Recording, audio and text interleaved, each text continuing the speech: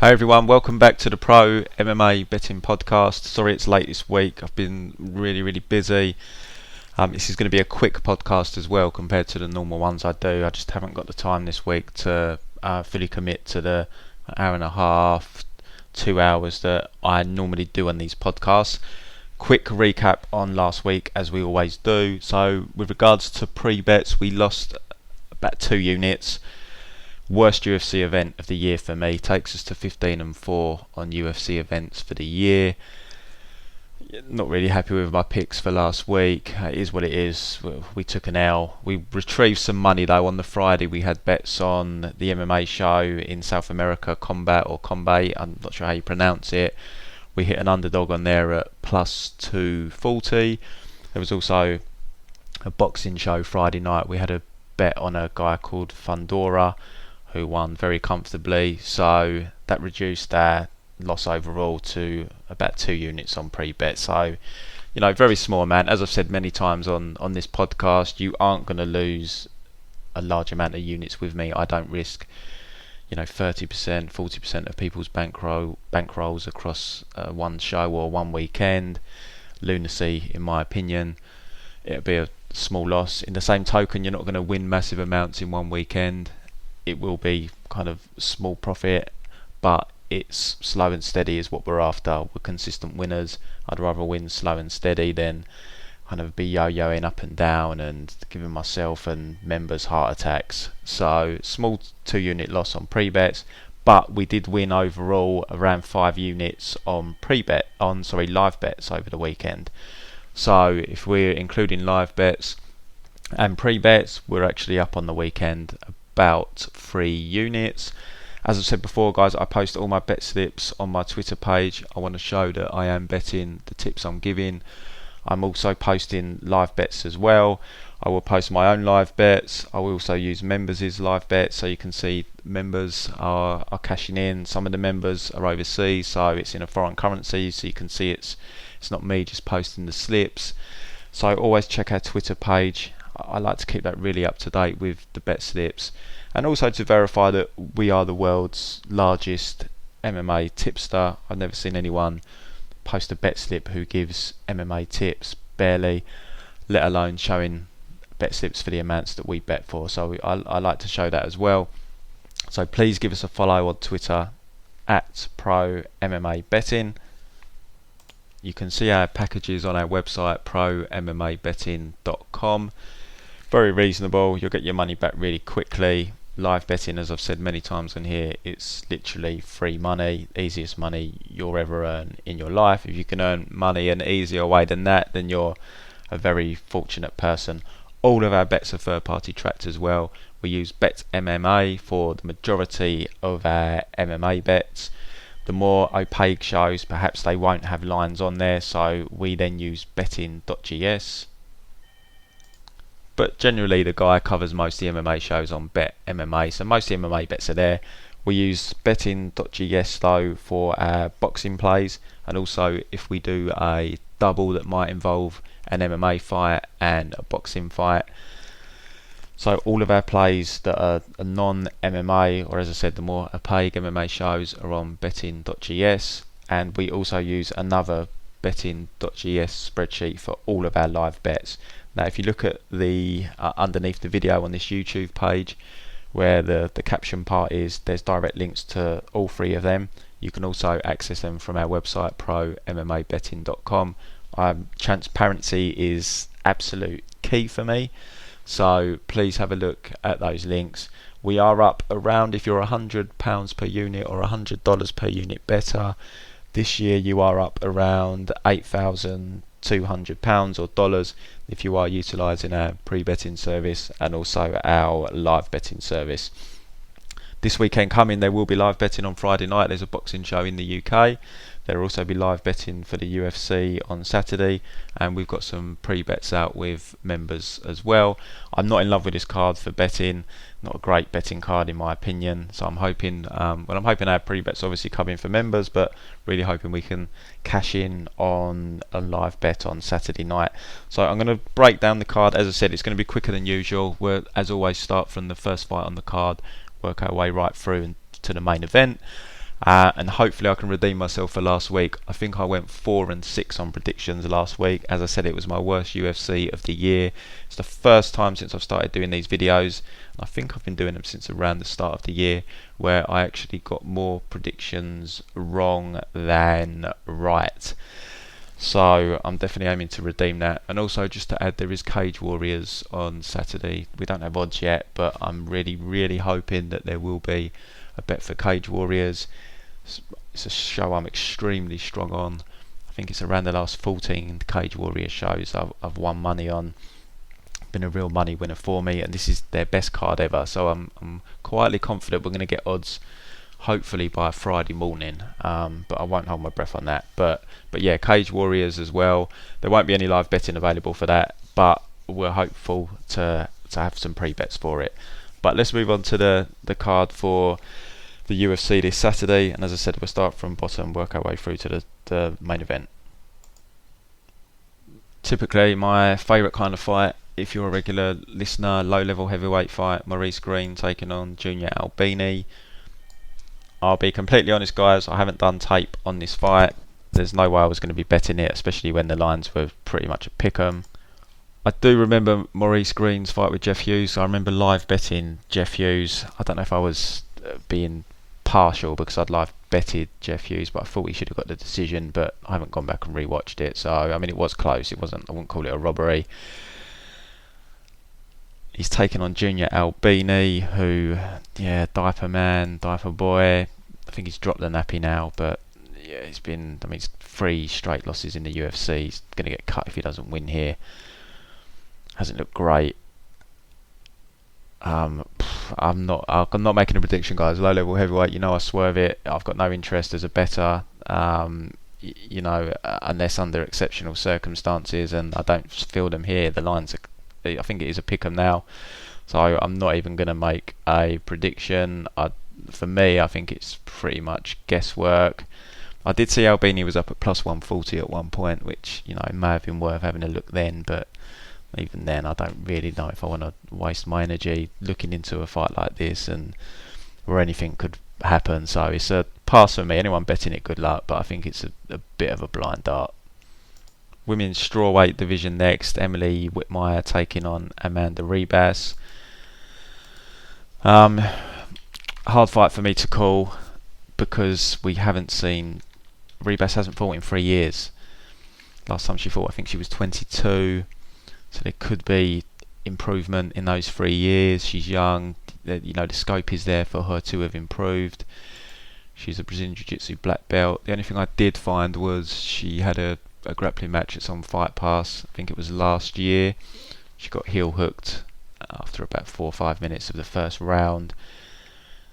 What I did note from having a look at her old tape is head and arm merchant, and that was the takedown that she attempted, and she did manage to hit it actually in a grappling match. But I mean, we've probably spoken about it on here before, women's MMA and the head and arm throws. I understand that they are a lower level, but I just don't understand why they go for these throws. Surely in training they're taught not to do it, but it just seems to be a staple of women's MMA. And Amanda, it still seems to be part of her game. If she's going for it in a grappling competition, she's probably going to be going for them on Emily Whitmire.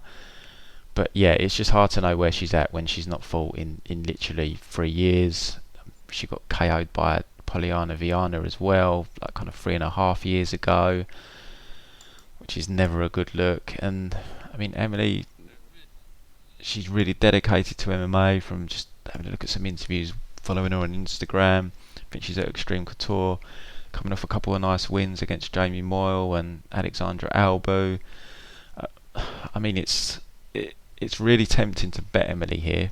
She's about minus 170, which doesn't seem unreasonable, but we are blind to what possible improvements Amanda Ribas has made. She could come out and look completely different here, which just as a bettor when there's no tape in the last 3 years, it gives me massive hesitation. So I can understand why people are betting Emily. I think the line is probably okay to bet, but just personally, I don't like betting against people when there's just isn't tape available, especially in such a vast amount of time. So I will pick Emily to win here, but again, it's a risk because 3 years off. How good Amanda looks, I don't know. I mean, even if Emily comes out and absolutely schools her, it's not something I'm going to regret not betting, because you just don't know when someone's been out for 3 years. But I can understand why people are on Whitmire. But personally, pass fight for me with that lack of tape. Men's lightweight division, we've got Jared Gordon taking on Dan Moret. Jared Gordon's story is well documented. I think he was I was going to say heroin. I don't know if it was heroin, so I'm not going to put that out there. He had a drug addiction that he overcame. He's got into the UFC. Very gritty fighter, lots of pressure. He uses wrestling. He throw hands. His hands have improved. He trains at Pettis' gym there. Duke Rufus's. He's coming off back-to-back KO losses though, which is never ideal from a betting perspective. Thiago Ferreira took him down. Citizens arrested him and just pounded him out. I guess it wasn't a KO in the fact that he was out cold, but Joaquim Silva, he was literally out on his feet. Complete war, really good fight. He was probably up 2 rounds going into that 3rd round, but I think his hamstring got jeopardised at the end of the 2nd round when Joaquim took his back and then dropped down for the leg.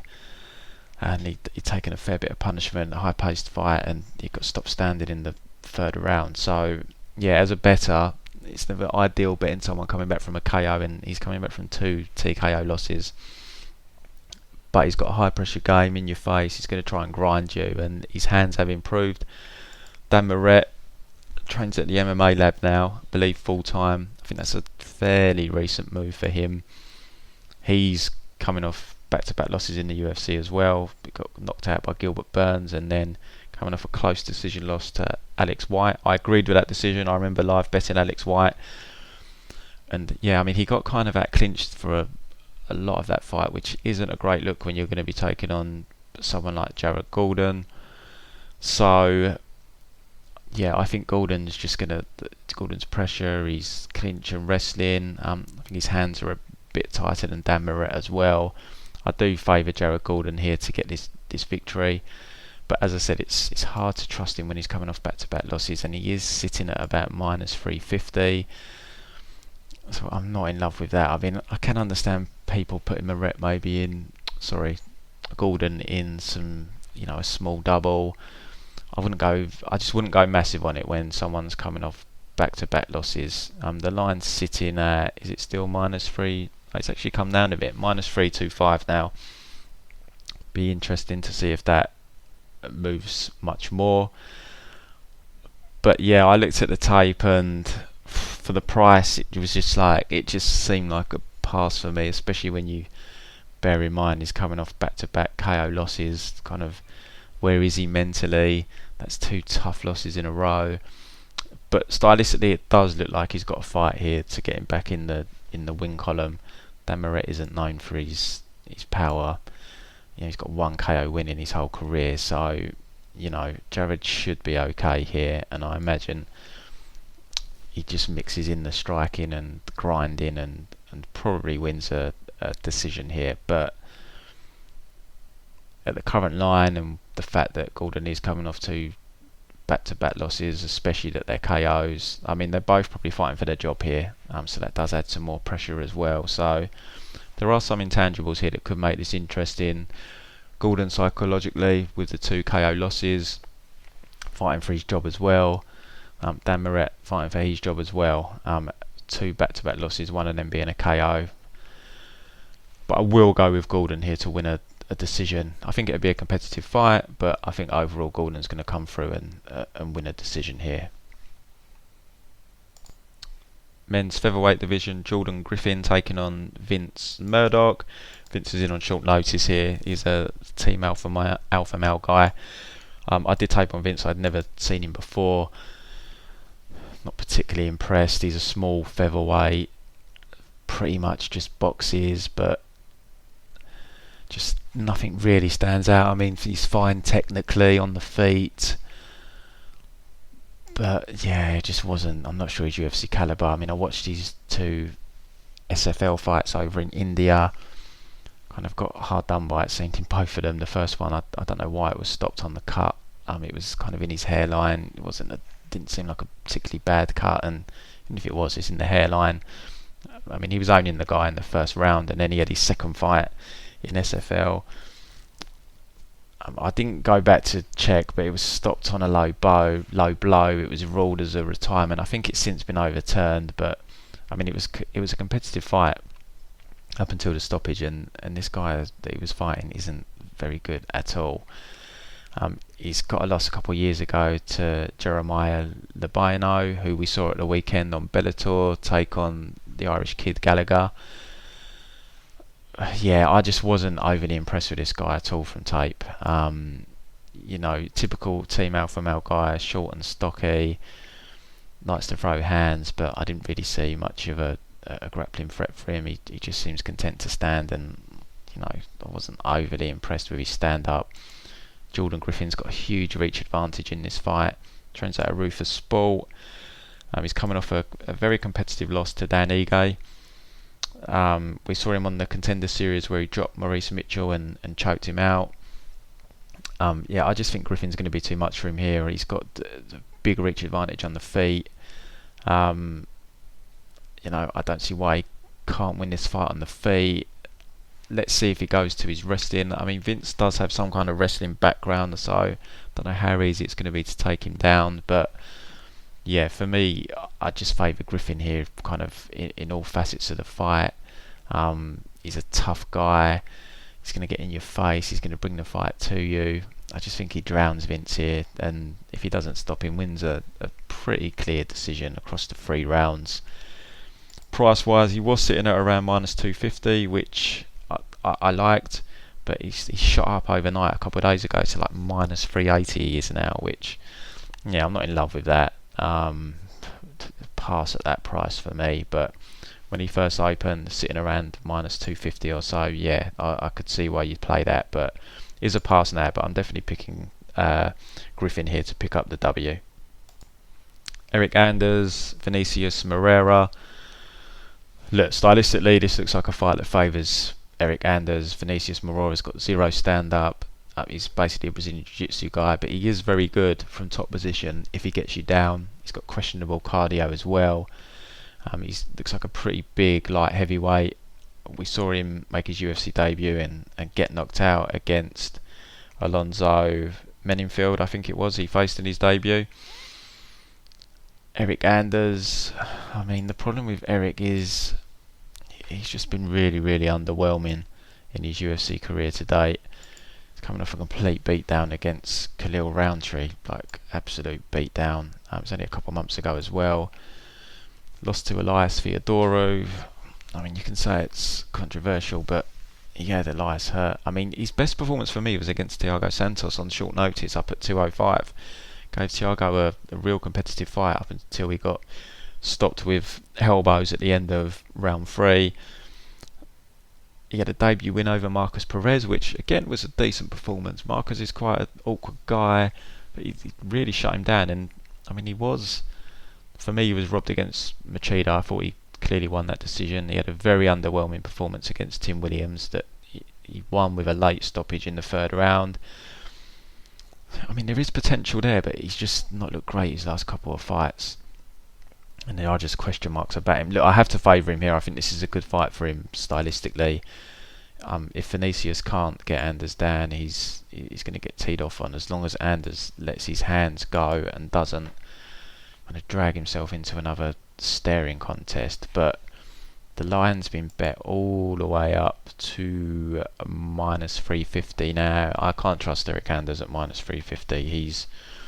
He doesn't deserve that price based on some of the performances that he's put in the UFC. I completely understand why people were betting Anders when I did see the line at one point. I think it was being manipulated, but I did see him at +100 at one point, and he was sitting at under -200 for a while.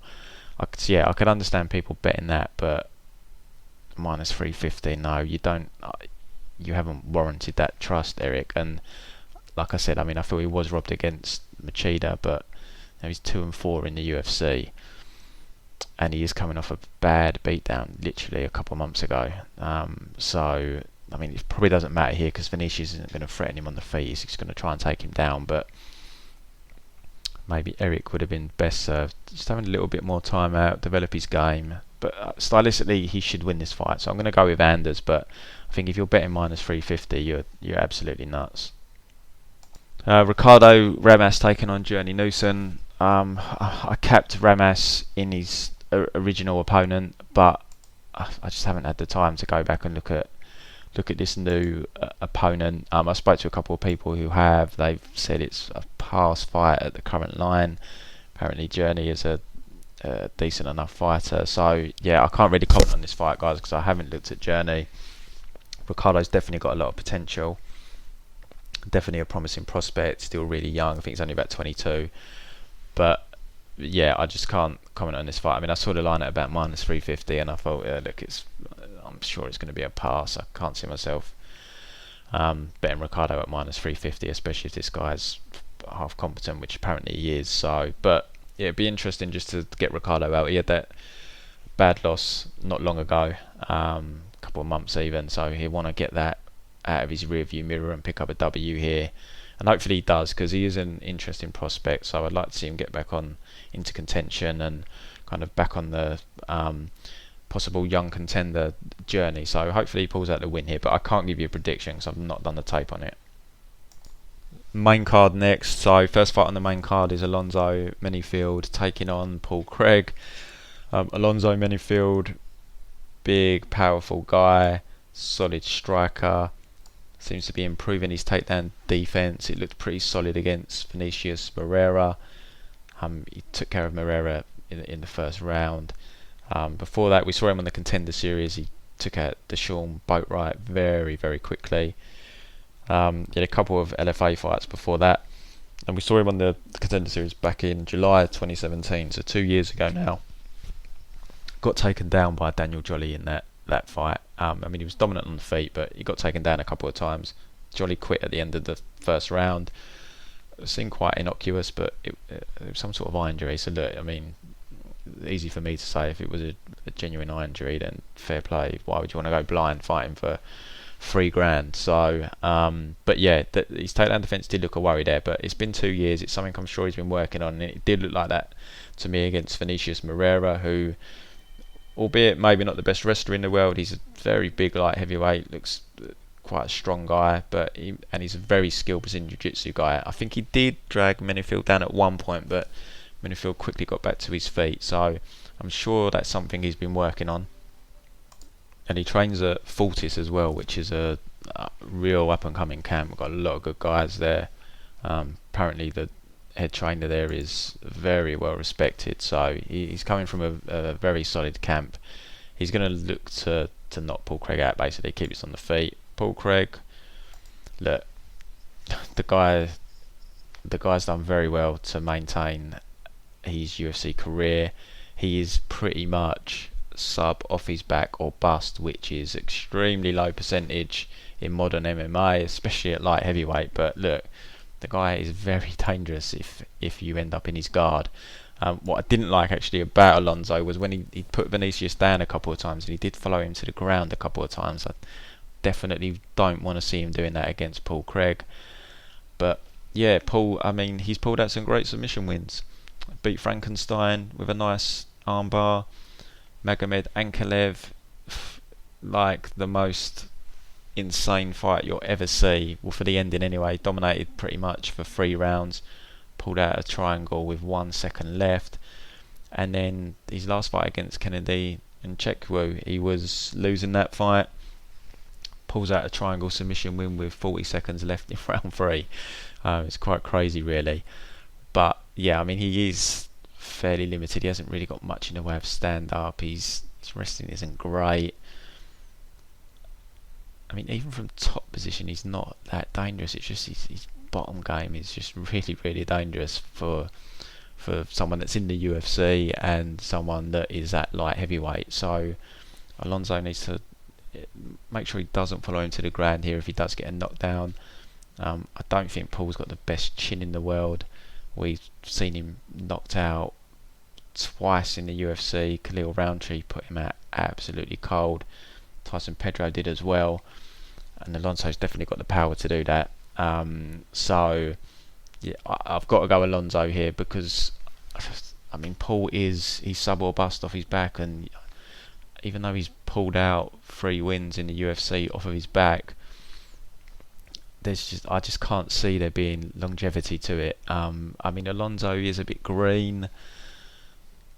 He's never really been past. He's never been to a decision, so there is the cardio aspect to factor in here. He's never been past 32 seconds of round 2, so there definitely is a concern there if Paul can survive round 1 and make Alonzo work, make him defend takedowns.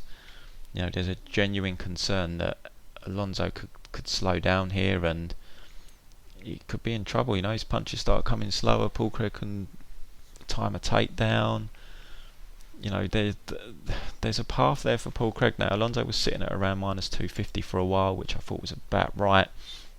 Shot up to -300 now, but I think that's unplayable now because, as I said, this could get a little bit sweaty if Alonzo can't get a first round knockout, but I expect him to. Paul is pretty hittable. He's not very good on the feet, and his takedowns aren't great. I think he's going to struggle to get takedowns on Alonzo while Alonzo is fresh. He's definitely got to drag this fight into deep waters, but I'm going to go with Alonzo to win by KO here. But jury will still be left on Alonzo because, we've just not seen him pass round 1, and I do expect him to get a quick win here. But needs to be careful. He can't get overly aggressive. He doesn't want to leave himself open for the takedown here, but I just think his power is going to be too much for Craig. Men's lightweight division next. This should be a really good fight.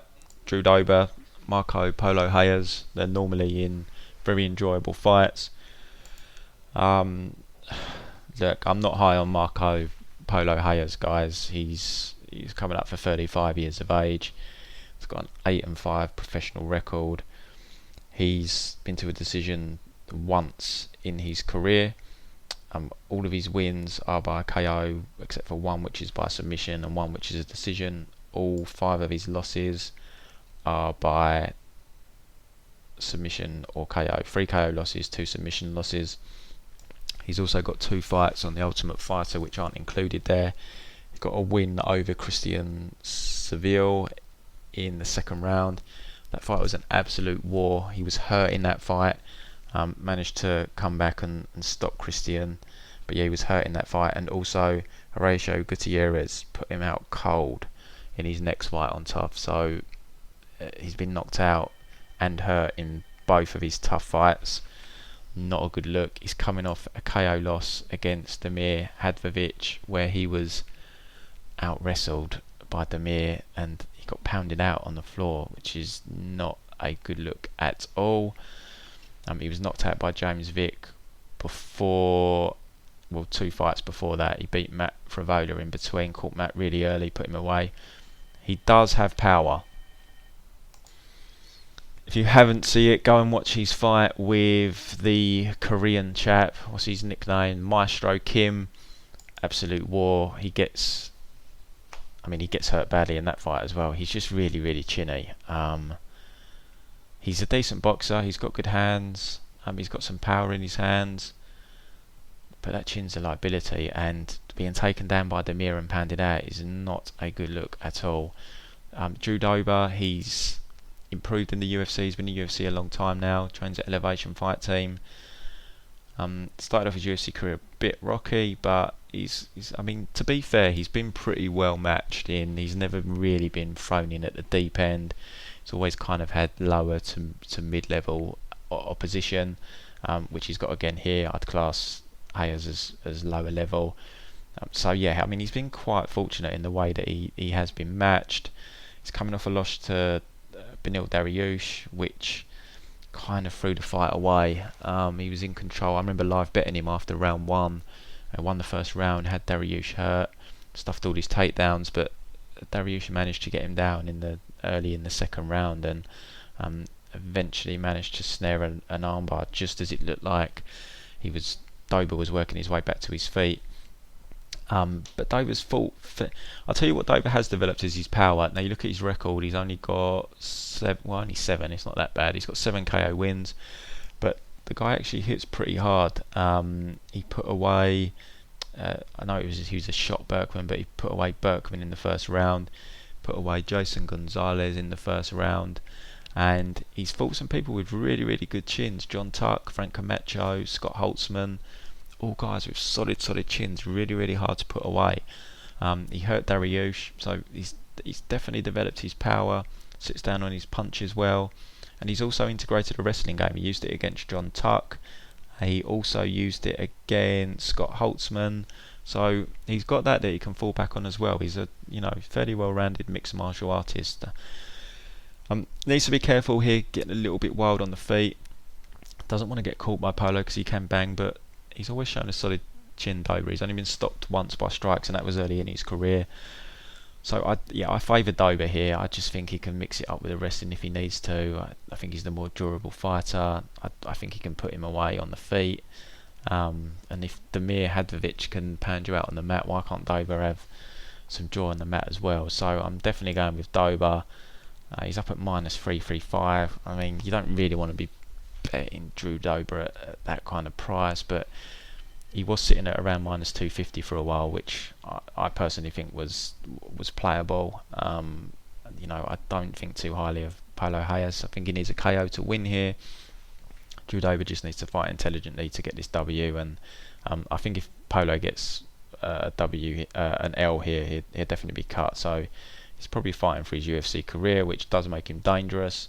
But yeah, I have to pick Dober. But current price I'm not in love with. Something I am interested in though, that I will point out to people, is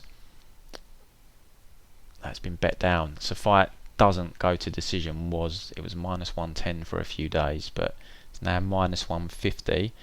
But the over/under and the under is at -115. I think that's a pretty good bet. Now,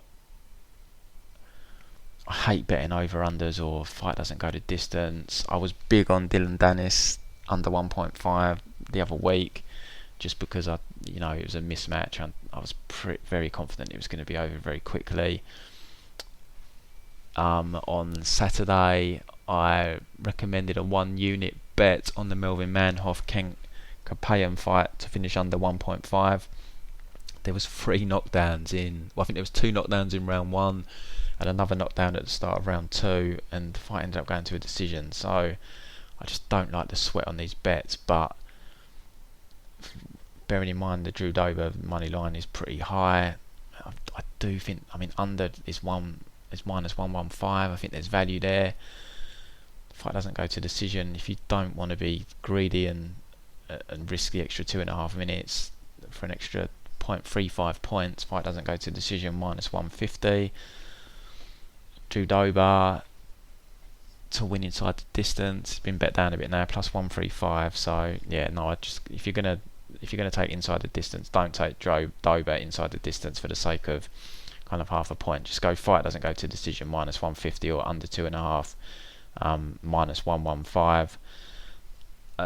Interesting line for me, that I'm going to think about. I just don't love betting them because I just find it such a sweaty bet, but I think there's value there. So yeah, that is of interest. So when you consider Hayes, he's always lost inside the distance, 6 losses all inside the distance. He's only won 1 decision in his career. Dober does have some power. I kind of, unless Dober comes out and just absolutely just wrestles, I have a hard time seeing this go to a decision. So I think there's some value there. So yeah, look at that, guys. Look into it. I think there is value. Men's lightweight division: Roosevelt Roberts, Vinc, Pichel. Roosevelt, he's got a bit of hype. Didn't look great in his last fight against Thomas Gifford though. He was coming off wins over Halcher and a Contender Series fight victory as well. He's got solid boxing. He's got decent takedowns. He can mix in his wrestling. He's got a dangerous guillotine choke. He's hittable though. He stands fairly upright. I've got a feeling he's going to have a solid chin though, because he looks like he's got a really big head, and generally those guys seem to have really good chins. But jury's out. I mean, this is a step up in competition, I'd say, for him. Vinc Pichel, we haven't seen much over the last few years. He had like a 3-year layoff, came back, got a win over Demian Brown, put him away in the first round, which shows that Vinc does have power. He then won a close decision win over Silva. Competitive fight. As I've probably said before, it's really hard for me to judge fights when I'm trying to cap, because I'm just looking at the fighter that I'm capping, looking for their strengths and weaknesses. But yeah, he clearly lost round 3. He clearly won round 2, and round 1 I think is probably the round that is up for conjecture. But still, Silva's a dangerous guy, and he got W, so a good win for him, and he's coming off a loss to Gregor Gillespie, which, there's no shame in that. The guy's a beast. So look, I don't have a great read on this fight after doing tape. What I will say is this is definitely a step up for Roberts. This is going to show us where he's at. I don't like how Roberts backs into the cage. He's got a really bad habit of easily backing into the cage, and he does stand pretty upright, so he is there to be hit. He's sitting at -265. I do think the line is off, but it's hard for me to say that you should bet Vinc, because I don't really have a great read on Vinc. He is 36 years of age. He's coming off another layoff. He's been out a year. He did have a motorcycle accident in December. It seems like it was fairly superficial, so it's not like the Hulcher one where he was coming back from a horror crash. But yeah, he's had another year out. He is 36. But I mean, in terms of fight mileage, he's only had 14 fights, I think it is. So, he should still be fairly young in terms of fight years. So, I mean, if we get the same Vinc that we had in his last few fights, I mean, I think this is going to be very competitive. But I don't want to rule out Roberts entirely either. As I said, the Thomas Gifford fight wasn't great, but it was a late notice replacement. Maybe didn't really know what to expect. He does have good wrestling. Can he mix in his wrestling here with Vinc? I mean, it's hard to say. Vince's takedown defense is 20%, but it's very skewed because he's faced Kabilov. I remember that fight vividly. He got suplexed all over the shop, and then he's coming off a fight with Gregor Gillespie. So, two real solid wrestlers, better wrestlers than Roosevelt Roberts. So, I'm gonna say Vinc. I'm gonna pick Vinc just because he's sitting at plus 225. I think the line is off. I think this will be a competitive fight. I don't have, as I said, the greatest read on how it's actually going to play out, but I definitely don't think Roberts should be such a big favourite. And as long as what Vinc needs to do here is he needs to bring pressure, because as I said, Roberts does back into the fence. He's not the best at circling out. There's going to be opportunities for Vinc to land if he can back him up, especially, as I said, he does stand very upright. So I'm going to go with Vinc here. It's not a confident pick. As I've said, I don't have a great read on how this fight plays out, but I completely get why people would be betting Vinc here, and I don't really get why people would be paying the juice on Roberts. If he comes away, if he smashes Vinc, comes away here, then hold my hands up. But I'm not entirely convinced on Roberts yet. So this is going to be an interesting fight to see where he's at. But I'm going to go with Vinc to give the prospect a loss here in a competitive fight that probably goes to a decision.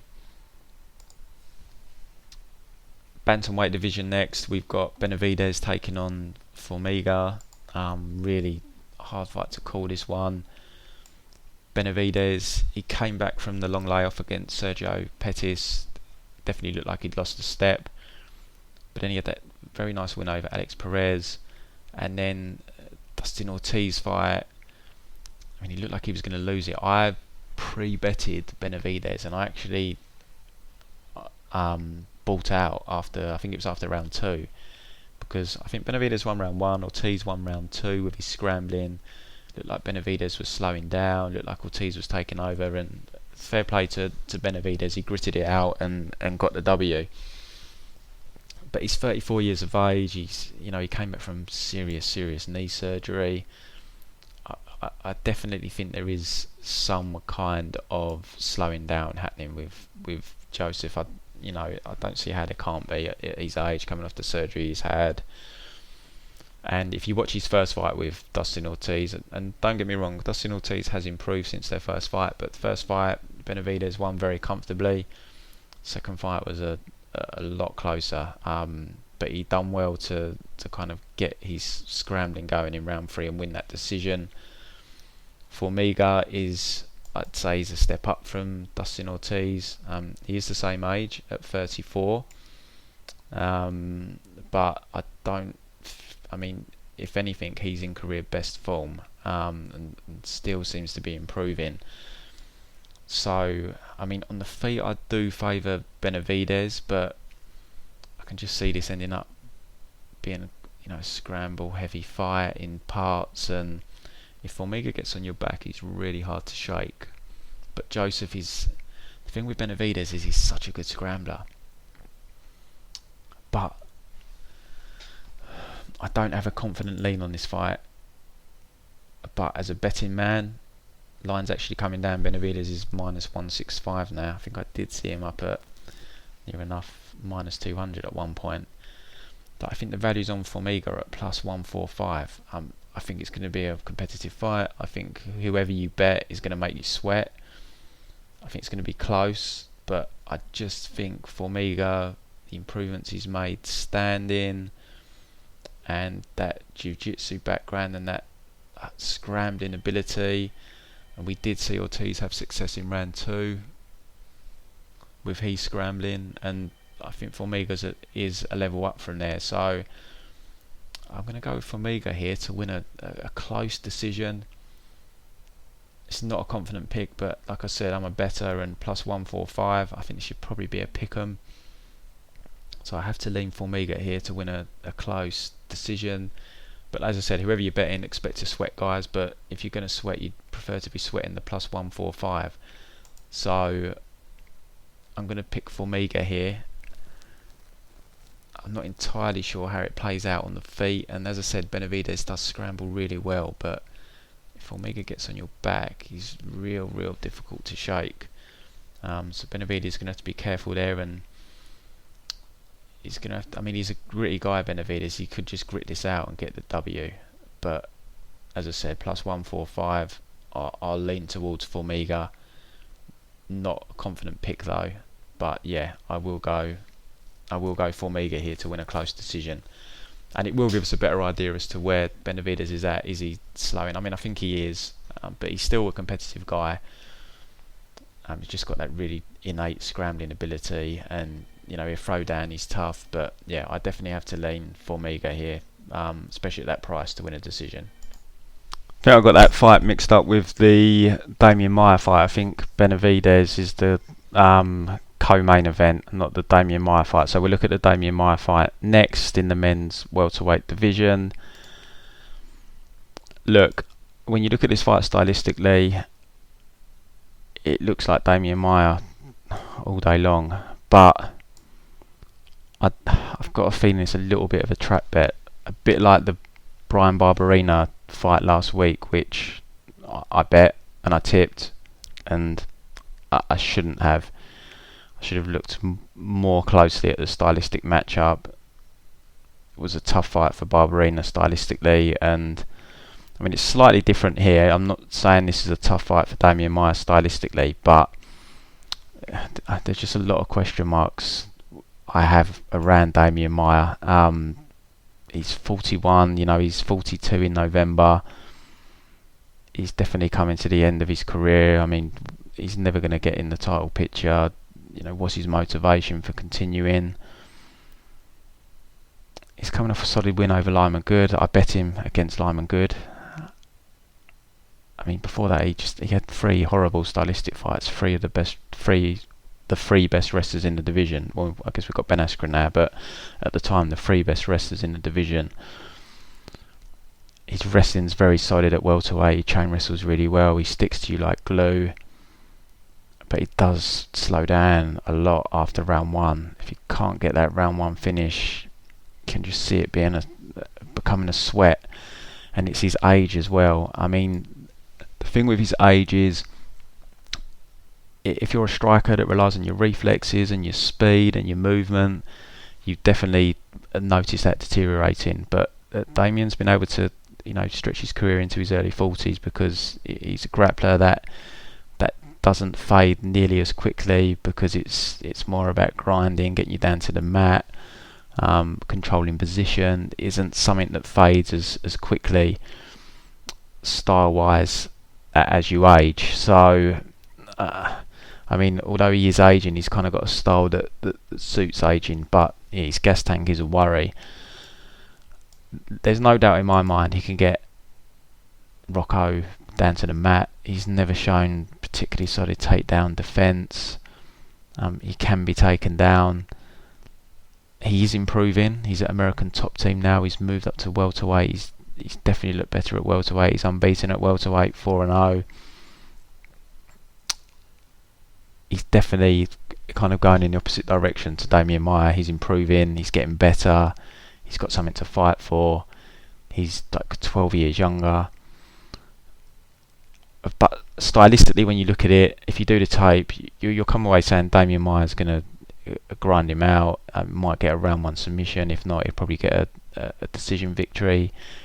Definitely probably can win the first 2 rounds. Round 3 might get a bit sweaty, but it's not like Rocco is a big KO threat. He's got 1 KO on his record. That was against Ryan LaFleur, who he caught with a head kick fairly recently. So it's not like he's a big puncher. And Demian Maia, off the top of my head, has only been stopped once by strikes, and that was up at middleweight. So my worry here is, though, if Demian can't get the first round submission, if he does slow down enough and he starts struggling for the takedown, is he going to lose down the stretch? But just stylistically, it's just tough to go against Demian Maia here. Now the betting line is currently at -170, which, to be honest, I mean, it does seem kinda accurate, and I can't say that line's off really, but I don't know. There's just a feeling in my gut that Rocco's hungry. He's 12 years younger. He's going to really, really want this. This will be a massive win for him. He's 4-0 at welterweight. Just something tells me to stay away from this fight. Real tough one to call.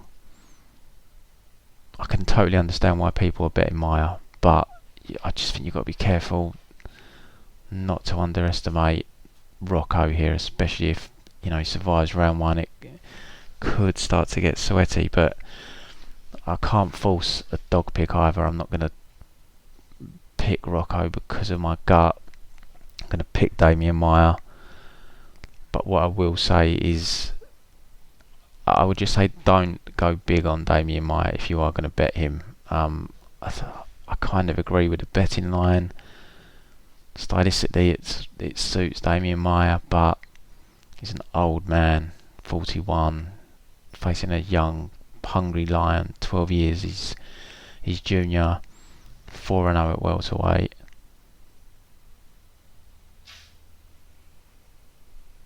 Yeah, I'm going to go Maia. I've got to pick Maia. I have to go with how I see this fight playing out, but just something in my gut just says stay away. So I would recommend, if you are betting Maia, tread very carefully. And I think from a betting perspective, if you do have access to live betting, I think just live bet this fight if you do like Rocco, because I'd be shocked if he manages to win round 1, so you're likely going to get a better round in him from round 2, and then it's a case of how does Demian Maia's cardio hold up, basically. But yeah, I have to go Maia. We move to the main event now, which is, a quick breakdown. It's JDS taking on Francis Ngannou. I think Francis Ngannou is going to put him to sleep very quickly. JDS' bad habit of backing into the fence. I think he's never been able to lose. He's definitely lost a step since his heyday. He's coming off a few nice wins, but he's still not the fighter he once was. Look, if he gets Francis out of round 1, that he's got a chance, because since that awful fight with the Black Beast, where it was just a staring contest. He's coming off 2 real quick wins in under a minute, so we haven't seen him extended yet. So there is that worry that he could go back into that shell, I guess, if this fight is extended. But I just think stylistically he's got a big reach advantage. I just think he puts JDS away. The Taya to Avasa fight was pretty competitive up until he called him. Wasn't a great performance. I just can't see the stick and move approach working for him here against this monster Ngannou. I just think he's going to connect, and I think JDS's durability, I know it's definitely not what it was. I think he puts him away here. I'm going to go with Ngannou to win in round 1. It could get interesting after round 1 if JDS can survive. The prop lines are out. They've been totally smashed. You're not getting a good line on Ngannou round 1 anymore. It's now at, let me find it, Ngannou round 1. It's like even money. It's like ridiculous. So there's no value there. Under 1.5 minus 125. Ngannou wins inside the distance is minus 191. The money line's at minus 245. I don't like splitting hairs for half a point between over props and money line. I'd rather just take the money line and not kind of, you never know what's going to happen in this game. Ngannou might win a decision. I wouldn't be shocked. Albeit I do expect a first round knockout. I think the line is okay. Just the one worry I have, and it is a bit of a big worry, is we just haven't seen Ngannou extended beyond the minute since the Black Beast fight, basically. And then the last time he was extended beyond the minute before the Black Beast fight, it was the Miocic fight. So it's just a little bit of a worry if he can't get the round 1 knockout. How does the rest of the fight play out? Does he go into a bit of a shell? Will he become protective of his cardio? But with the reach advantage and everything, I think Ngannou's going to put him away here. I haven't bet it yet. It's one I've considered, but I don't know. I bet him against the Black Beast, and I'm still scarred by that. So I'm just a little worried if this does go beyond round 1. De Santos needs to be very careful with the calf kicks here. He can't throw the naked. He's just going to get blasted with a counter. So I'm going to pick Ngannou here to win by KO, but could get interesting potentially if it gets past round 1, but I don't think it will. So that wraps up the picks, guys. I'll be back hopefully Monday for the prediction podcast for next week's UFC, so we can get it in a lot sooner. Good luck with your bets.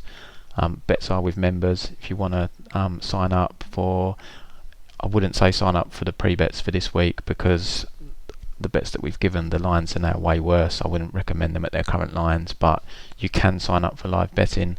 Free money. Sign into Discord. I'll tip you off when to hit the bets. We judge our tips off 365 odds. So if you've got access to live betting, have a look at the betting packages, pro-MMA-betting.com. It's $45 for a month. If you tune in for the 3 or 4 UFC shows across a month, plus boxing shows, you're easily going to make that back, unless your unit size is like 1 penny or $1. If you're betting anything from even $5 to $10 per unit, you're going to make that money back on live betting easy. It's free money, guys, so sign up. If you don't make money on live betting with me, I'll happily refund your monthly or yearly or 6 monthly package that you purchase, because it's not going to happen. It's just easy money. So yeah, have a look on the website. Good luck with your bets, and I'll hopefully be back on Monday.